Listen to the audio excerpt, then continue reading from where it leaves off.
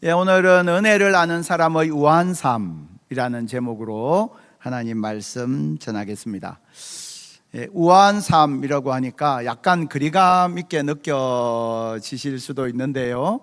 여기에서 이야기하는 우아한 삶은 우리가 보통 생각하는 그런 것과는 좀 차이가 있습니다. 오늘 말씀 속에서 함께 그 내용을 찾아가 보려고 합니다. 지금 2주 전부터 각 세대별로 주시는 하나님의 말씀을 함께 살펴보고 있습니다. 지난주에는 우리 중년에 대한 말씀을 함께 나누었죠. 그리고 오늘은 노년에 해당되는 말씀을 나눌 텐데, 이 말씀은 사실은 우리 전 세대에 다 해당되는 그런 말씀입니다. 그래서 같이 우리가 하나님께서 우리의 인생에 대해서, 우리 삶에 대해서 무엇이라고 말씀하시는지를 좀 살펴보려고 합니다. 되게 이제 내가 조금씩 나이가 들어가면 들어갈수록 특별히 우리가 질병에 대한 염려를 많이 할 수밖에 없습니다. 건강에 대한, 그 중에서도 특별히 심혈관계 질환에 대한 여러 가지 염려들을 하곤 하지요. 우리가 협심증, 심근경색, 부정맥, 또 뇌경색, 뇌출혈, 이런 병명들이 사실은 우리에게 그렇게 멀리 있는 것들이 아닙니다. 주변에서 그런 일을 겪는 경우도 많이 있고, 또 우리 안에 그런 일에 대한 여러 가지 염려와 근심을 가지고 있는 경우들도 있습니다. 노인정신의학 전문의 중에서요, 마크 아그로닌이라는 분이 있는데요, 이분이 쓴 책이 있는데 제목이 이렇습니다. 지금부터 다르게 나이 들 수 있습니다. 영어 제목으로는 The End of Old Age, 노년의 마지막. 그러니까 기존에 우리가 알고 있는 노년에 대한 사고방식, 노년에 대한 태도와 접근을 바꾸어야 한다, 이런 내용의 책입니다. 여기 보면 재미있는 통계 자료가 있어요. 아까 서두에 말씀드렸던 심혈관계 질환과 노년에 대한 그 사람이 가지고 있는 태도 사이에 굉장히 밀접한 상관관계가 있다는 거예요. 노년에 대해서 부정적인 태도를 가진 사람이 노년에 대해서 긍정적인 태도를 가지고 있는 사람에 비해서 심혈관계 질환을 앓을 확률이 2배가 된다는 거예요. 그건 이제 통계로 나오는 거예요. 통계로. 예를 들면 이런 겁니다. 나이듦에 대해서 막연하게 이제 부정적인 생각을 하고 사는 분들은 그런 생각을 하죠. 이제 좋은 시절 다 지나고, 이제는 나이 들고, 이제는 마지막 날만 남았구나, 그런 생각들 하면서 우울하고 무기력해 하는 그런 경우들이 많이 있습니다. 이 나이듦에 대해서 굉장히 거부감, 불편함, 부정적인 감정을 가지면서 어떤 생각을 하느냐면, 이것이 어차피 나에게 다가올 불행이니까 그냥 어쩔 수 없다, 기다리고만 있는 그런 경우들에 해당됩니다. 반면에 나이듦에 대해서 긍정적인 태도를 가지고 있는 경우도 있어요. 내가 나이가 들면서 내게 지혜가 쌓이고 경험이 쌓이고, 그리고 이전에는 내가 일 중심으로 막 사느라고 이 사람 저 사람 부딪히고 그러면서 다투기도 하고 살았는데, 조금 이제 연륜이 쌓이면서 좀 더 마음이 너그러워지고 넓어지고 사람 중심의 그런 태도를 가지게 되는구나, 그런 것에 대한 기대를 가지고 있는 사람들을 말하는 거예요. 그리고 내가 젊었을 때는 이 일도 할 수 있고 저 일도 할 수 있지만, 이제 나이가 들면서 내가 또 새롭게 배울 것들이 있고, 그 가운데서 내가 뭔가 기여할 것이 있을 거야 라고 자신의 인생에 대한 가능성을 생각하는 경우를 말하는 거예요. 나이듦에 대한 긍정적인 태도는 그런 것을 의미합니다. 실제로 그런 경우 많이 있어요. 내가 젊었을 때는 먹고 사느라, 가족 부양하느라 너무너무 여유가 없었지만, 이제 좀 나이가 들고 나면 내가 뭔가 작은 일이라도 봉사도 하고 주변 사람들을 좀 챙겨주기도 하고 작은 것이라도 뭔가 기여할 수 있기 위해서 미리 뭘 배우는 분들도 계세요. 그러니까 우리 교회 공동체에도 나이 듦에 대한 그런 긍정적인 태도를 가지고 계신 분들이 대단히 많이 있습니다. 그러니까 참 귀한 거죠. 나이 듦에 대해서 그렇게 긍정적인 태도를 가지고 있는 분들일수록 특징이 있대요. 어떤 특징을 갖느냐 하면 식사를 굉장히 균형 잡히게 하고 운동도 열심히 하고 무엇보다 병원에 가면 이제 의사 선생님이 처방도 해주고 안내도 하고 가이드도 하잖아요. 이렇게 하셔야 됩니다. 그러면 그런 말을 잘 따라서 잘 하신다는 거예요.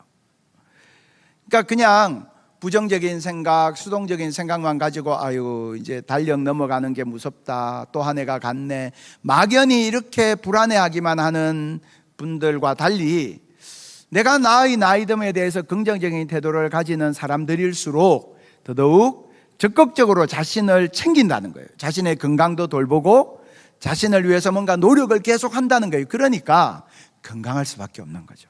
그래서 이 나이듦에 대한 내가 어떠한 태도를 갖느냐라는 것이 대단히 중요하고, 그리고 내가 나이가 들어서도 나는 끊임없이 성장하는 시기다라고 생각을 갖는 것이 대단히 의미가 있다라는 거죠. 오늘 우리가 읽은 이 본문에는요, 인생을 바라보는 두 가지 태도가 나와요. 내가 내 인생에 대해서 어떤 태도를 가지느냐는 굉장히 중요합니다.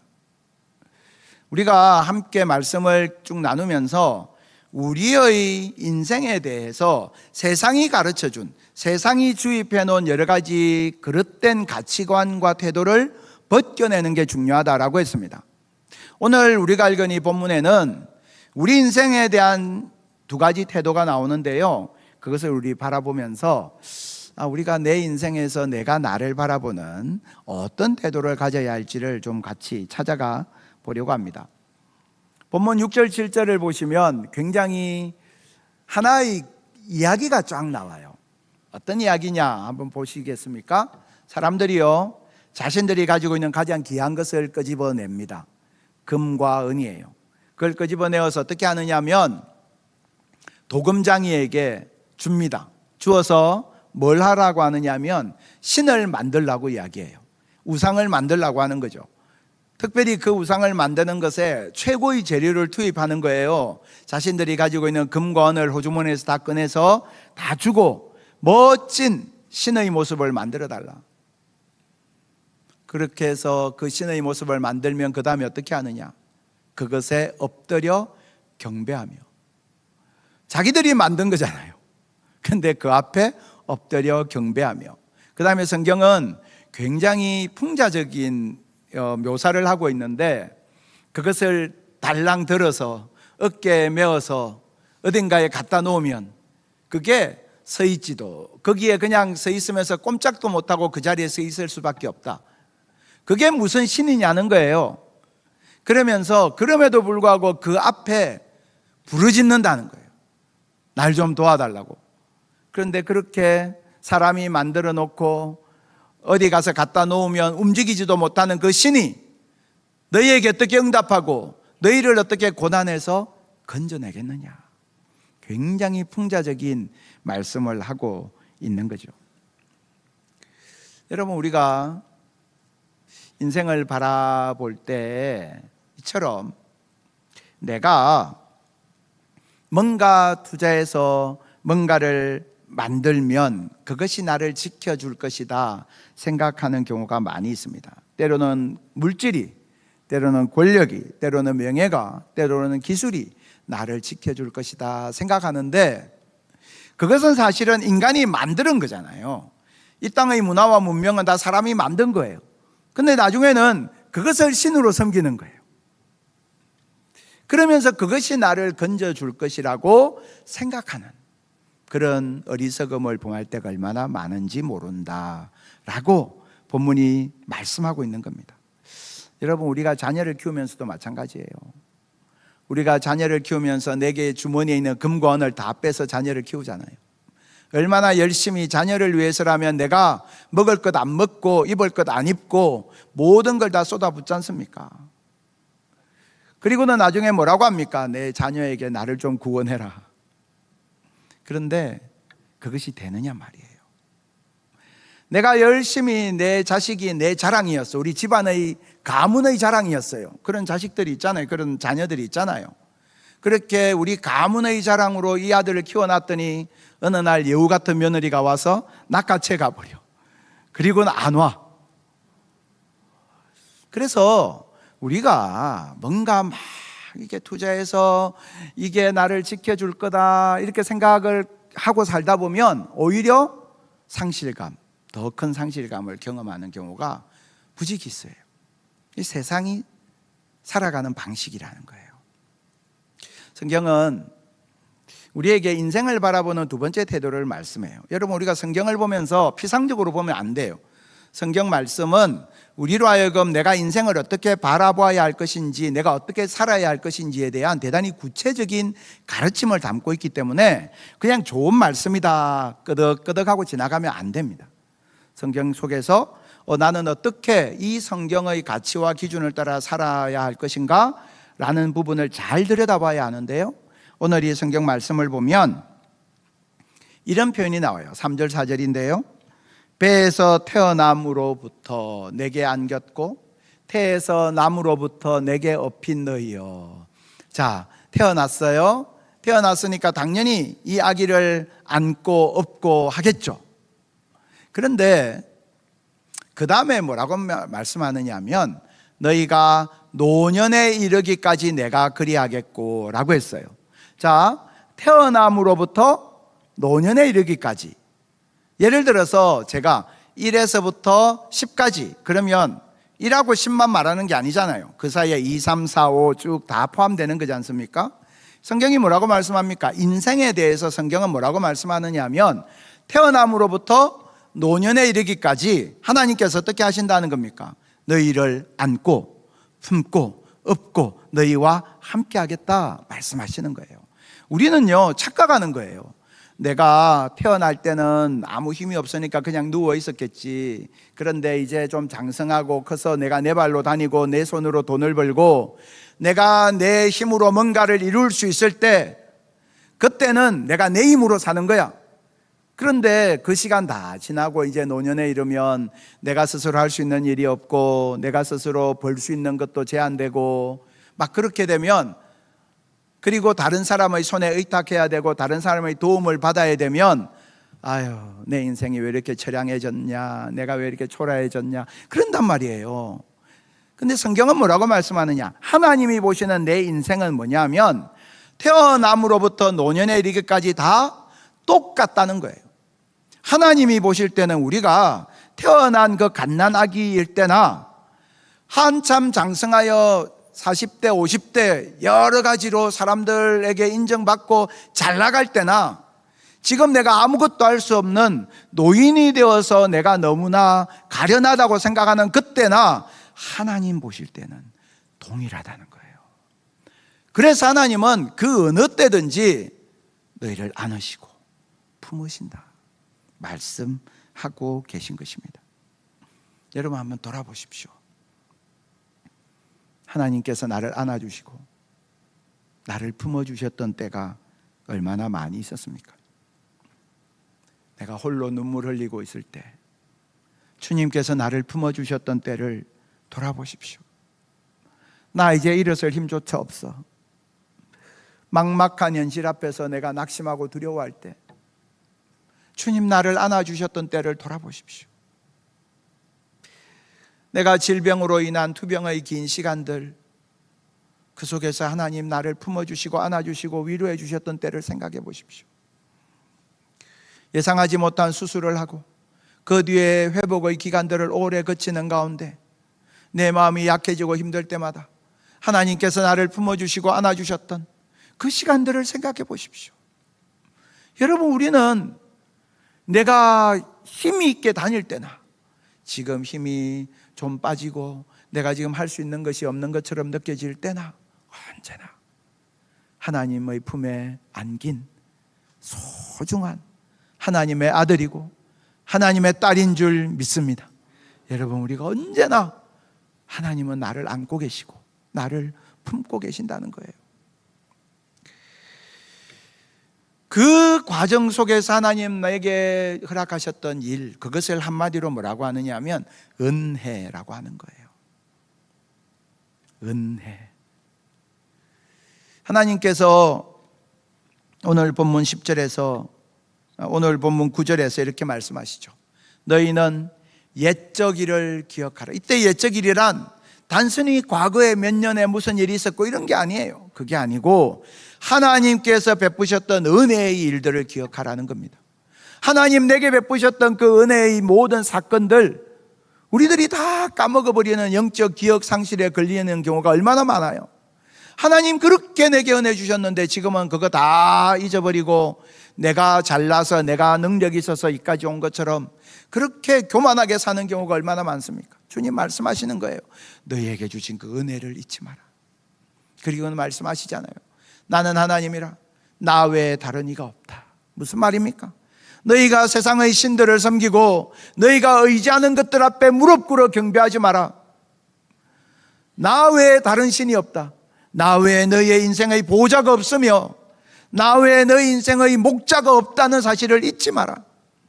내가 너를 이끌고 내가 너를 보호하고 내가 너를 지킬 것이다 말씀하고 계신 겁니다. 그 하나님의 은혜를 아는 사람, 여태까지 내게 주셨던 은혜를 기억하는 사람은 어떻게 사느냐? 앞으로 내 인생을 내다보면서 이렇게 고백하고 살아요. 10절을 보십시오. 하나님께서 말씀하시는 거예요. 나의 뜻이 설 것이니 내가 나의 모든 기뻐하는 것을 이루리라. 여러분, 우리들이 내가 할 수 있는 일이 없다고, 더 이상 내가 할 수 있는 일이 없다고 우리는 우려합니다. 그죠? 근데 하나님 뭐라고 말씀하시느냐? 하나님께서 하시겠다라고 말씀하신다는 거예요. 내가 할 수 있는 일이 없으면 내 인생이 무의미합니까? 아니에요. 하나님은요, 약한 나, 심지어 병든 나, 또 때로는 이제 이 땅에 살아있지 않은 이미 돌아가신 그분의 인생을 통해서도요, 하나님은 일하시는 거예요. 하나님은 어떤 그 삶을 통해서도 하나님은 일하신다는 거예요. 내가 나의 기뻐하는 뜻을 이룰 것이다. 그렇다면 지금 이 시간에 여기에 계신 여러분들께서, 우리가 하나님 바라보면서, 하나님 예배하면서, 하나님 내 인생에 하나님의 뜻이 이루어지기를 원합니다 라고 구할 때 하나님께서요, 내 인생을 사용하시기에 얼마나 좋은 하나님의 재료가 되겠느냐 말씀입니다. 여러분, 우리들이 하나님, 토기장이 되신 하나님 앞에 진흙덩이와 같은 내 인생이라 하여도 그 주님 손에 올려드리고, 하나님 내 인생 속에서 깨진 그릇과 같던 내 인생 속에서 하나님 기뻐하시는 일을 이루어 주십시오라고 주님의 일하심에 대해서 기대와 소망을 갖고 살아가는 저와 여러분 다 될 수 있기를 축복합니다. 그것은 젊은 사람들만 가지는 소망과 비전이 아니란 말이에요. 성경이 이야기하는 인생에 대한 원리는 나이에 의해서 좌우되는 게 아니란 말이에요. 그래서 네가 태에서 날 때부터 노년이 된 지금까지 하나님 앞에서는 똑같이 하나님은 사용하신다라고 말씀하고 계신 것입니다. 그래서요, 우리가 여기에서 고백하게 되는 영적 원리는 이것입니다. 하나님의 은혜에 내 인생을 맡길 때 우아한 사람이 됩니다. 하나님의 은혜가 영어로 grace잖아요. 우아한이라는 건 graceful이에요, 영어로. 우아한이라는 것은요, 보통 세상 사람들이 말하는 것처럼 좋은 옷 입고 기금속으로 치장하고 뭐 아주 고상한 매너, 태도, 이런 걸 우아하다고 말하는 게 아니에요. 어떤 사람이 우아한 사람이냐? 하나님의 은혜를 알고 하나님의 은혜로 가득 찬 사람, graceful. 하나님의 은혜로 가득 찬 사람. 우아한 사람은 어떤 사람이냐? 여러분, 우리가 무용이나 춤을 보십시오. 무용이나 춤추는 걸 보시면요, 춤선이 얼마나 아름다운지, 이 몸의 선이요 얼마나 아름다운지 몰라요. 어떻게 하면 그런 아름다운 선이 나오느냐? 몸에 힘을 빼야 나와요. 몸에 힘을 빼야 그 춤선이 아름답게 나옵니다. 우아하다라는 것의 의미는 뭐냐면, 내가 내 힘을 빼고요, 나와 함께 하시는 하나님, 내게 은혜 주시는 하나님께 내 인생을 의탁할 때, 내 인생을 맡길 때, 그래서 내 인생을 하나님의 은혜로 채울 때, graceful, 그때에 그것이 하나님 앞에 우아한 인생이라는 거예요. 노년의 시기가 되면 내게서 내 힘이 빠져나가는 경험을 하게 됩니다. 그런데요, 그때에 내 힘이 빠져나가서 그렇게 통탄하지 아니하고 오히려 하나님의 은혜에 기대며 살아가는 법을 배우기 시작할 때요, 내 인생은 훨씬 더 부드럽고 아름다워진다는 것입니다. 저희 장인어른은 함경남도 북청 출신이세요. 34년생이시니까 91죠. 6.25 때 내려오셨어요. 월남하셨어요. 그리고는 해군으로 복무를 하셨습니다. 부사관으로 복무를 하셨는데요, 월남전에도 참여하신 국가유공자이기도 합니다. 97년도에 장로로 피택된 그때부터 성경 필사를 시작하셨습니다. 그래서 2022년도 88이 되셨을 때는 필사를 10번을 하셨어요. 창세기에부터 계시록까지 필사를 하면요, 이렇게 두꺼운 책으로 5권, 6권이 나와요. 그걸 날마다 필사를 하셨던 거예요. 그 성경 필사를 한번 마치면 이제 자녀에게 주시고, 그래서 저희가 신혼 때 필사를 다 마친 성경을 받았어요. 그 다음에 저희가 아들이 셋인데, 자녀가 태어나고 나면 또 필사하셔서 그것을 주셨어요.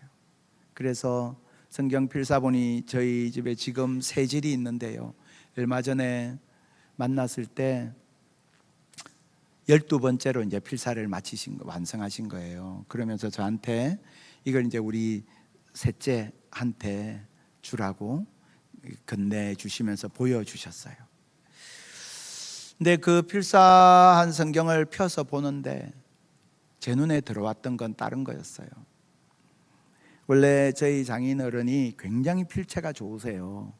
반듯반듯하게 글씨를 쓰시는데요, 12번째 필사한 그 책을 봤더니 글씨가 삐뚤삐뚤해져 있어요. 삐뚤삐뚤해져 있는 그 글씨를 이렇게 보니까 너무 필사를 오래 하셔서 사실 이 오른쪽 손가락이 좀 굽었어요. 그런데도 내가 자식들에게 말씀을 남겨줘야지, 믿음을 남겨줘야지, 그러면서 그걸 계속 쓰신 거거든요. 새벽기도 갔다 오면 꼭 그걸 썼어요. 삐뚤삐뚤해진 그 성경 필사본을 보면서 아이고, 글자가 삐뚤삐뚤하다고 누가 흉볼 수 있겠습니까? 그 노년의 나이에도 손가락이 굽은 가운데서도 한자 한자 믿음으로 눌러가면서 쓴 그 글자만큼 아름다운 글자가 어디 있겠습니까? 여러분, 우리가 하나님의 은혜에 의지해서 산다는 건 그렇게 아름다운 거예요. 저는 우리 교회 우리 어르신들 예배당을 향해서 걸어오시는 모습 볼 때마다 정말 얼마나 가슴이 벅찬지 모릅니다. 연세 드신 권사님, 집사님들 지팡이 의지해서 때로는 한 걸음 한 걸음 조심조심 걸어오시는 그 모습을 뵈면 그 발걸음에요, 하나님 아버지의 집을 사랑하는 마음, 주님 사랑하는 마음, 그것이 그대로 묻어나요. 내 인생 주님께서 지켜주신 것에 대한 감사가 그대로 묻어나고요, 그냥 교회에 왔다는 것만으로도 환한 표정으로 웃으시면서 들어오시는 그 모습을 보는 것이 저에게는 너무나 감격이고 감동이에요. 그게 우아한 거예요. 하나님의 은혜에 의탁하고 주님의 은혜에 의지해서 살아가는 것, graceful, 하나님의 은혜로 가득 찬 인생. 성경을 읽다 보면 점점 나이가 들수록 시력이 나빠져서 성경을 마음껏 읽을 수 없어요. 내가 성경을 읽는 대신 내가 기도에 더 힘써야겠다. 그래서 무릎 꿇고 자녀와 손주들 이름을 부르면서, 그리고 우리 교회 성도들 이름을 부르면서 부족한 주의 종들을 위해서 하나님 앞에 기도하는 그 기도 소리, 그것이 얼마나 아름답습니까? 여러분, 우리 인생에는요 다 약점이 있어요. 그래서 우리는 약점을 어떻게 씁니까? 한자로 약한 점, 그죠? 약점이 있어요. 모두가 다 약점이 있어요. 내가 더 이상 무거운 것 들 수 없고, 빨리 달릴 수도 없고, 소화도 안 되고, 잠도 푹 자기 어려워요. 자다가 깨면 다시 잠들기가 어려워요. 어르신들께서 그런 말씀 많이 하십니다. 기억력도 예전만 못해요. 나에게 여러 가지 약점이 있어요. 그럼에도 불구하고 그렇기 때문에 더 마음이 여유로워지기도 하고, 내려놓을 수 있게 되고, 더 하나님 의지하게 되고요. 그렇기 때문에 더 마음이 너그러워지는 그런 변화들을 경험하게 되곤 합니다. 내가 약하기 때문에 내 인생에 더 유익했던 일들이 많이 있어요. 여러분 잘 아시는 마쓰시다 고노스케, 경영의 신이라고 불리는 그런 분이죠. 이분은 작은 전기 소켓 공장, 제조 공장에서 출발했던 분이에요. 나중에 마쓰시다 전기산업이라는 기업을 일구고, 여기에서 나온 잘 아시는 브랜드가 내셔널. 옛날에 내셔널은 가전제품의 대명사였죠. 그리고 좀 더 지나서 해외 시장 진출을 하면서 뭘 만들었느냐, 그때 만든 브랜드가 파나소닉이에요. 파나소닉 오디오, 그야말로 좋은 품질로 세계에서 얼마나 많이 팔린 히트친 제품들이었는지 모릅니다. 그는 아버지의 파산으로 초등학교 4학년을 중퇴했습니다. 그리고는 자전거 점포 점원이 되어서요, 어머니와 떨어져 살면서 밤만 되면 엄마가 보고 싶어서 눈물 흘렸던 그런 가련한 인생이었습니다. 그런 그가 일본을 대표하는 큰 회사의 회장이 되었습니다. 한 직원이 물었습니다. 회장님, 어떻게 해서 그렇게 성공하셨습니까? 그때 세 가지 이야기했습니다. 내가 성공한 때는 세 가지 큰 은혜가 있었는데, 첫째는 내가 가난했다는 것이고, 둘째는 허약했다는 것이고, 셋째는 못 배웠다는 것이다. 나는 내가 가난했기 때문에 내가 열심히 일하지 않고는 다른 방법이 없다는 것을 일찍 깨닫게 되었고, 내가 허약했기 때문에 내가 내 몸을 잘 돌보아야 한다는 것을 깨우쳐서 일찍 건강관리에 최선을 다했기에 80이 넘은 지금도 30대 청년처럼 건강을 유지할 수 있었고, 내가 못 배웠다는 사실 때문에 나는 주변에 있는 누구에게든지 배우기를 청하여서 많은 사람들의 그 지혜와 경험을 얻게 되었다네. 그래서 내게 있었던 그 세 가지가 내가 이처럼 성공할 수 있게 했던 큰 은혜였다네. 여러분, 우리 인생에 그런 경우가 얼마나 많은지 모릅니다. 우리가 아까 약점은 약한 점 이렇게 말할 수 있죠. 약점을 이렇게도 옮길 수 있어요. 약이 되는 점. 약점이요, 때로는 내 인생의 양약이 된다는 거예요. 내게 있는 약점이 오히려 내 인생의 양약이 되는 경우가 많습니다. 저절로 이렇게 되는 건 아니에요. 내 인생에 있는 약점이 있는데요, 그것을 양약으로 만들고 바꾸는 사람, 그 사람이 지혜로운 사람인 겁니다. 내게 있는 약점을 내 인생의 양약으로 바꾸는 지혜가 저와 여러분 속에 있게 되기를 축복합니다. 약점이 양약이 되면 그것이 내 인생을 아름답게 만드는 거예요. 똑같이 가난을 경험해도요, 어떤 사람은 자기만 아는 자린고비가 됩니다. 그러나 어떤 사람은 내가 가난으로 힘들어 봤기 때문에 주변에 있는 약한 사람을 돌보는 사람이 돼요. 약점이 그 인생의 양약이 되는 사람, 그 사람이 지혜로운 사람인 겁니다. 제가 얼마 전에 읽었던 글귀 중에 참 마음에 와닿는 글귀가 있어서 나누려고 합니다. 성공하는 사람은 남이 던진 벽돌로 튼튼한 기초를 쌓는다. 우리 삶에도요, 여러 가지 벽돌들이 날아와요. 어느 날 벽돌이 날아와서 이마에 부딪혀 이마가 깨져 피가 나요. 어느 날 날아온 그 벽돌들이 내 집 마당에 가득 쌓여 있어요. 내 인생이 왜 이렇게 비참한가? 사람들이 왜 이렇게 나를 무시하고 외면하나? 내 인생에 날아온 수없이 많은 벽돌들이 있단 말이에요. 그러나 어떤 사람은 그 벽돌 하나하나를 주워서 인생의 기초돌로 삼는다는 거예요. 그래서 그 벽돌 하나하나를 모아서 내 인생을 견고히 세워나가는 재료로 삼는다는 거예요. 아픔을 양약으로 만든다는 거예요. 이런 사람이 지혜로운 사람이고, 이런 사람이 하나님의 은혜를 아는 사람이라는 겁니다. 여러분, 특별히 주님 안에서 그 인생을 살아온 연륜이 있는 어른들, 이 지혜를 가지고 있는 경우들을 저는 참 많이 만났습니다. 내게 있었던 여러 가지 아픔들, 힘든 일들이 있었지만 그것이 내 인생의 양약이 되었다고 고백하는 많은 믿음의 어른들이 이 자리에도 계세요. 그런 어른들 존중하는 것 정말 중요합니다. 오늘날 사회가요, 어른들에 대해서 노년에도 힘있게 사십시오, 의미가 있게 사십시오, 가치 있게 사십시오라고 이야기하는 것 귀한 일인데요, 그런데 그것은 언제나 그 어른들을 바라보는 젊은 세대들의 시각이 바뀌지 않으면 힘들어요. 젊은 세대들이요, 어른들에 대해서 존중하고 그 인생의 연륜, 그 지혜에 귀를 기울이는 자세를 가져야 같이 성장하게 되는 것입니다. 성경은 이렇게 말씀합니다. 레위기 19장 32절, 너는 센 머리 앞에 일어서고 노인의 얼굴을 공경하며. 이게 단순히 그냥 나이의 숫자가 많다고 그냥 공경하는 의미가 아니라요, 네 하나님을 경외하라. 무슨 말입니까? 그 어른들이 하나님을 경외하고 살아왔던 그 인생, 그 여정을 기억하고 너는 그들의 그 믿음의 행보를 존경하고 인정하고 공경해야 한다. 이게 믿음의 전통인 것입니다. 여러분, 시간이 지나면 누구나 노인이 됩니다. 누구나 늙은이가 될 수 있어요. 그러나 어른이 된다는 것은 저절로 되지 않습니다.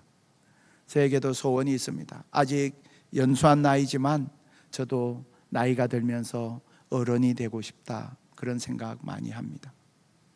여러분, 우리가 노년의 시기 역시 성장의 시기입니다. 우리가 하나님 앞에서 정말 주님 사용하시는 각가지 주님 앞에 쓰임받는 그런 어른으로 성장하는 은혜가 우리 속에 있게 되기를 바랍니다. 우리들 한 사람 한 사람이요, 정말 하나님께서 내 인생 가운데 행하시는 그 일을 바라볼 때 주님은 우리를 통해서 지금도 일하십니다. 오늘 말씀을 마무리 지으면서요, 성경이 우리에게 주시는 한 가지 약속을 함께 살펴보려고 합니다. 시편 92편 12절에서 14절까지의 말씀입니다. 의인은 종려나무같이 번성하며 레바논의 백향목같이 성장하리로다. 성경에서요, 성장에 대해서 말하고 있어요.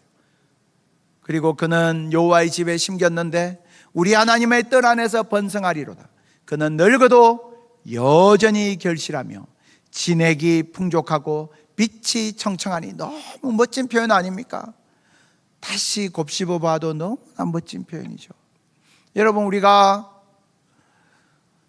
의인, 하나님 앞에 서 있는 그 하나님과의 관계 속에 살아갈 때, 하나님의 은혜 가운데 거할 때에 우리는 성장하고 번성하게 되는데요, 언제까지? 노년이 될 때까지.